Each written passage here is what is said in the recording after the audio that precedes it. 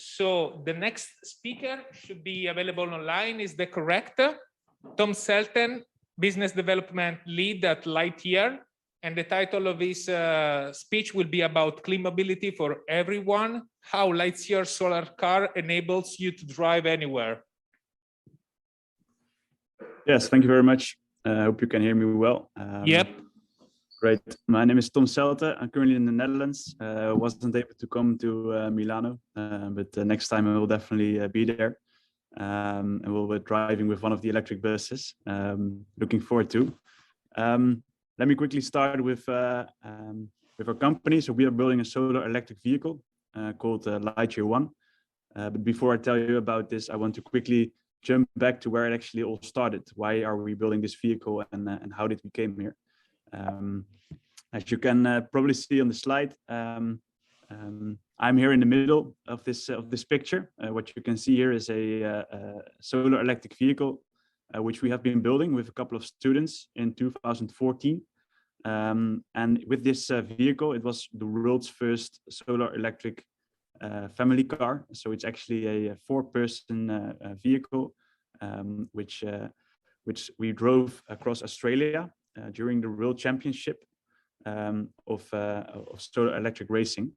And it's a race which is 3,000 kilometers through the desert of Australia from Darwin to Adelaide. Yeah, the best vehicle is the winner.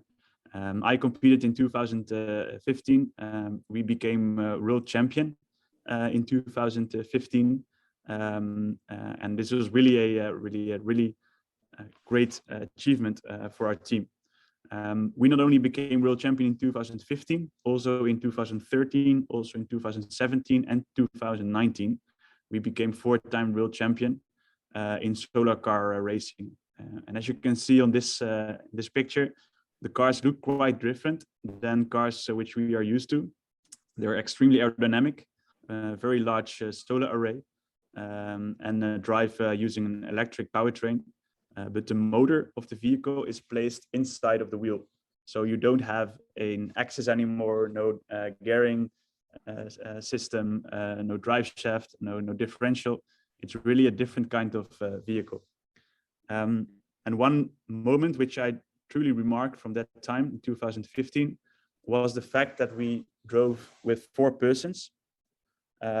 We drove 70 kilometers per hour.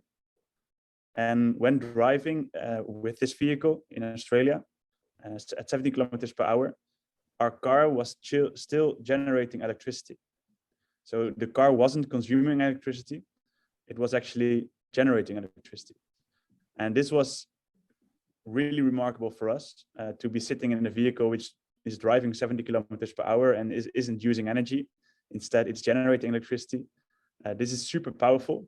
And this was actually our belief that it's actually possible to drive on solar power. And of course, this is a student-built vehicle in 1 year. It's a very lightweight car. It's not a vehicle which will be seen on the road, but the technology is there.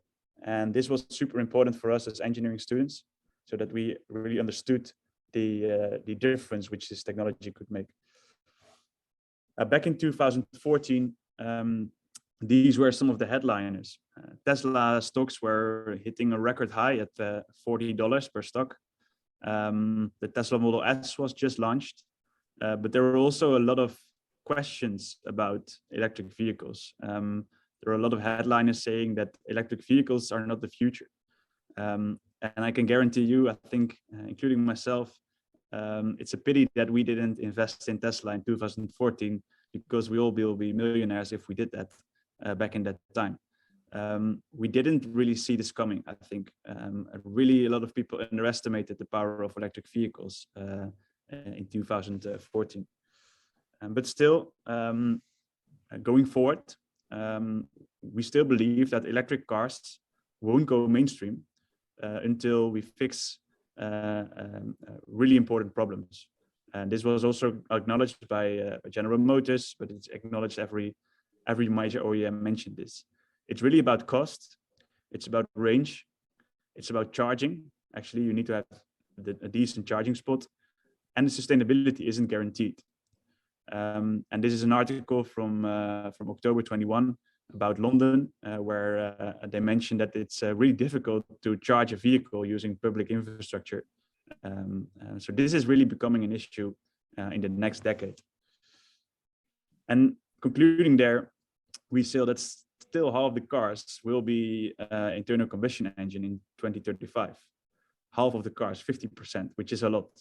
And if we want to reach 100% renewable energy fleet, then we need to acquire some tipping points. The range should be above 450 kilometers. The purchase price should be really low, actually really well under 30,000 euros. And you need to recharge within 15 minutes, but also you need to find a charging spot within 15 minutes. So we should invest heavily in our charging infrastructure and not only heavily in our vehicles. Because if you look at the system in which electric cars drive, it's this system.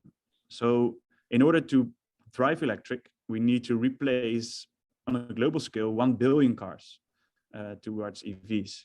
But in order to charge these vehicles, we also need charging stations. So we need to install a lot of new charging stations to fuel all these vehicles.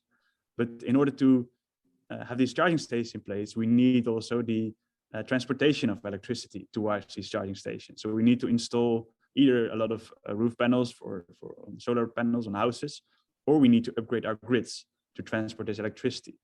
And we don't need to forget that we also need to replace all the power plants which are actually running on fossil fuels towards renewable electricity.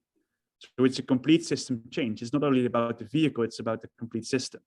And a lot of effort is being put into replacing these vehicles to EVs. Some countries do a really good job, some don't really do a good job on it at the moment. But we think it's much easier if you make the car one integrated system and therefore leapfrog the grid. So make the car generate its own electricity, make the vehicle generate its own electricity on which it can drive. And in that sense, we believe at Lightyear that in this way, we can build truly scalable, clean cars, which are convenient because they have a long range. They are quick because you have no charging hassle, and they are actually really affordable. And the affordability boils down to the fact that you see the current OEM industry focusing on larger batteries to supply sufficient range. Larger batteries actually results in higher costs, and it increases your charger dependence. So by putting more batteries in a vehicle, you also need more charging stations. And that's where we come in as Lightyear. We completely reimagine this car. We start from the fact that energy usage at vehicles is typically quite high, actually, and we should lower it. And we lower it by focusing on lightweight materials as much as possible. Because we are lightweight, we get into a lightweight cycle. We can actually decrease the battery size because we need less batteries to put the same amount of range. Because we reduce the battery size, we lose weight. And this goes over and over again. And if you optimize this, you can actually become much more efficient.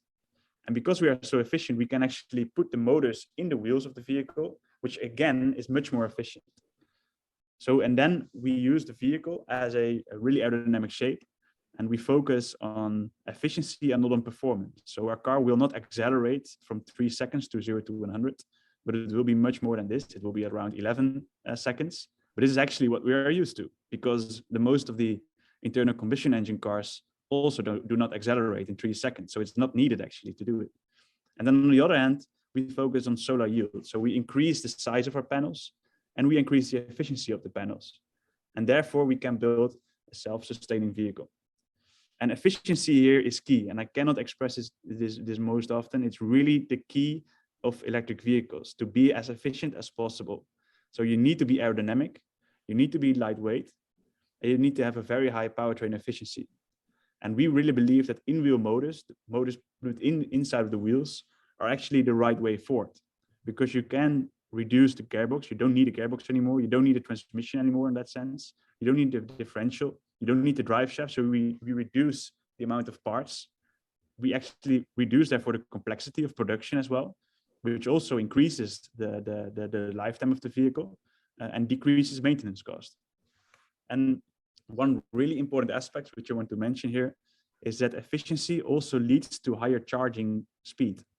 And typically, we believe that charging speed for EVs will be expressed in kilometer per hour charged. It's not about kilowatt hours, it's about kilometer per hour charged. How many kilometers do I get when I charge 1 hour at this charging station? And if you look at Lightyear, our car charges during daytime 12 kilometers per hour when it's put outside in the sun. And if you plug the Lightyear in a household power plug, you can actually charge 45 kilometers per hour.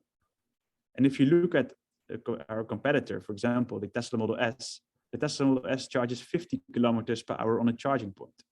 So essentially what Lightyear is doing, it changes every household power plug, which everyone has, into a charging station.